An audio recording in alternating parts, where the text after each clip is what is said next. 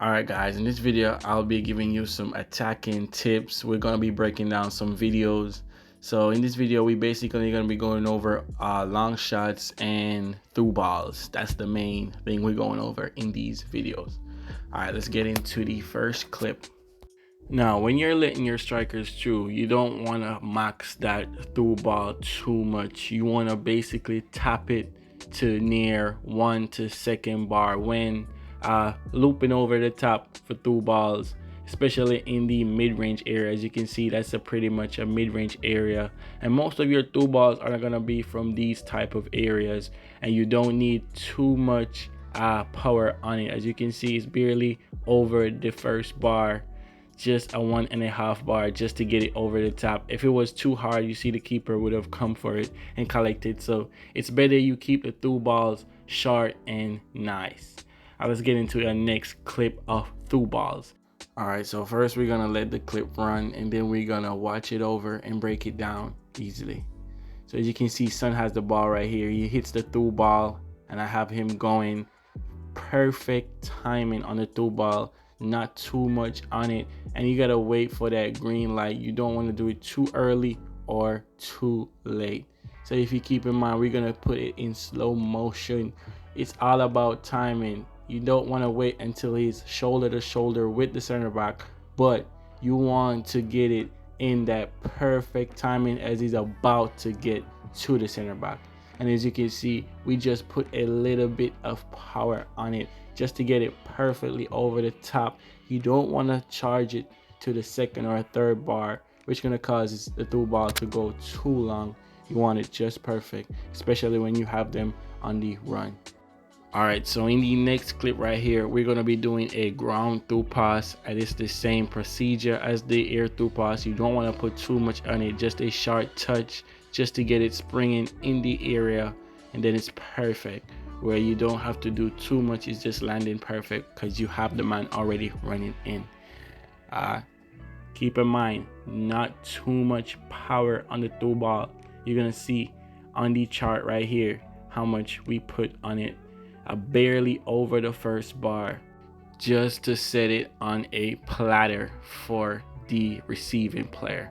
As you can see, barely on the 2nd bar, perfect platter. If you charge it too hard, it will be too far away, and then you'll be having a problem. Just a small touch of it puts it right on the plate. As you can see, just 1 bar. And you know, the distances vary on the through pass, but most of the passes will be from the midfielder to the striker, and it's not going to be a far distance, so you're going to have to do a soft touch of the through ball. In this clip here, you can see I put it into the 2nd bar, and it was kind of too much, but it was still perfect because of the distance we have going in. But if he had called the keeper out early, you know, it could have been intercepted. With a softer touch, it would have definitely dropped more perfectly for the striker. As you can see right here, we placed it a bit much than a tap, and it went a little bit further, but we needed the distance going in. But it would have been a 50-50 if the keeper called. So you always want a soft tap on that through ball. Now moving on to the long shots. Now the finish shots and the regular shots are very effective, but with the specific player. Now if you have a player with ultra bullseye, you will be scoring finish shot just as the old days. But if your player does not have that bullseye, he will not hit that finish shot. It will actually be a worse shot to be finished in than just a regular shot. So as you can see in these clips right here, not much than a 2 to 3 bars on these shots. Top bins every time, or it's gonna roll in because our Son here has the bull's eye.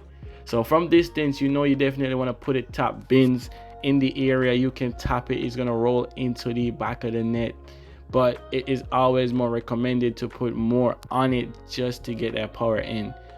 Tapping it is a risk of just trying to pass it in the goal and being cocky, but it's regular you put 2 to 3 bars in it to put it in the top bins.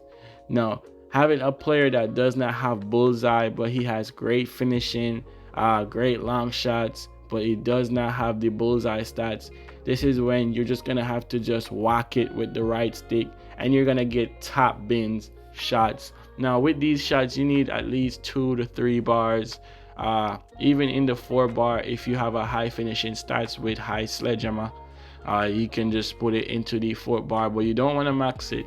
It's always 2 to 3 bars. I'm telling you, 2 to 3 bars. Once you have the stats, it doesn't matter. It's gonna be either a good shot or into the top bins every time. Right here, you can see this was maxed out, but that is Mbappe with sledgehammer. That's not a good example, but you know, it all matters with the finishing stats and the shot power to get it past the keeper. You will do that with a Tushumani who has a 90 shot power. It doesn't really matter. If they have good shot power, you're going to put it into the back of the net. But if they have high finishing, you have a more probability of scoring and then the keeper saving, because he's going to be in the top bins. You know what I'm saying? Now in this clip, you see this shot looking very vicious from Ronaldo. Now the reason for that is the high finishing as well. As you can see, we maxed it so high, but he barely got off the ground. It's definitely have to be the high finishing. Moving on, we breaking down some solo runs. Now with this clip right here, I did nothing crazy than act like I was gonna go to the left and then change direction completely, and then I speed off with the R2 into that open direction and then take a shot into the back of the net at the near post. Being creative again, you know what I'm saying, nothing too crazy, but just breaking down what I did. Now another example of a solo run right here. First I collected, sprint off in a direction, and then just change direction and just sprint all the way. Now what I did right there at the end was using L1.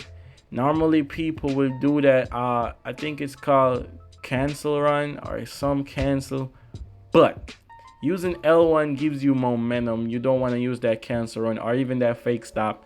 Momentum with that L1, as you can see right here, you're gonna see when I use that L1, it doesn't just give me a complete stop, but I'm rolling the ball backwards and be able to push it off to the right foot. Then I tapped it into the back of the net.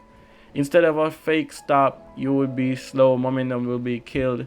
With the L1, you're still with momentum, still can set it for a shot and put it into the back of the net. And that's it for this video, guys. I have a lot more information to give you, but we're just going to take our time making these videos to help you guys.